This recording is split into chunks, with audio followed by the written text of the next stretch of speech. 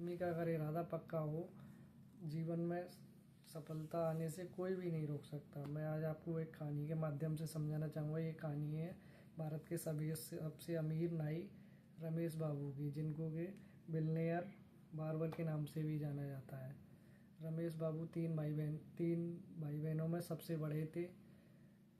जब रमेश बाबू की उम्र 7 साल की थी तो पिताजी का देहांत हो गया हार्ट अटैक की वजह से। तो सारे परिवार की जिम्मेदारी माताजी के ऊपर आ गई। आप समझ सकते हो कि जहाँ अकेला सदस्य कमाने वाला हो और बहुत ज़्यादा इनकम ना हो तो किस तरीके से कठिनाइयों में उनका जीवन गुजरा। यानी कि कभी खाने का पता नहीं है, कभी कपड़े पहनने का पता नहीं है, लेकिन इन संघर्षों को पार करते हुए भी उन्होंने आज जो मुकाम हासिल किया है वो एक काबिले तारीफ़ है। उनकी माताजी ने परिवार को चलाने के लिए नौकरानी का काम करना शुरू कर दिया, पर उसके बावजूद भी पूरे परिवार का खर्च नहीं चल पाता था। लेकिन जैसे जैसे समय गुजरता गया, रमेश बाबू थोड़े से बड़े हुए तो उन्होंने परिवार को आर्थिक रूप से संभालने के लिए खुद भी काम करना शुरू किया। उन्होंने घर खर्च चलाने के लिए सुबह अखबार बांटना हो, आपका दूध बांटना हो, घर घर पहुंचाना हो, और उसके साथ में अपनी पढ़ाई भी कंटिन्यू की।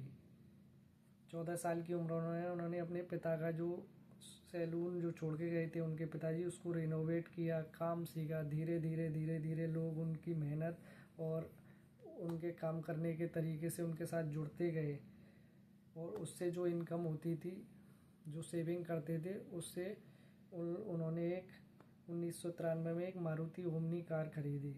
और जिस घर में उनकी माताजी काम करती थी उन्होंने उन्हें सलाह दी कि आप बेंगलोर में रेंटेड कार का बिजनेस बहुत अच्छा रहेगा।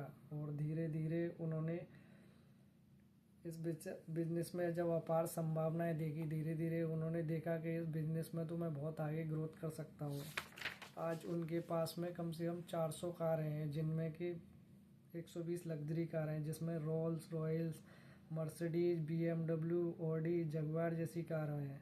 तो इस कहानी से हमें यही शिक्षा मिलती है कि आदमी का अगर इरादा पक्का हो तो वो कुछ भी कर सकता है, जीवन में किसी भी तरीके से आगे बढ़ सकता है। मिलते हैं अगले वीडियो में।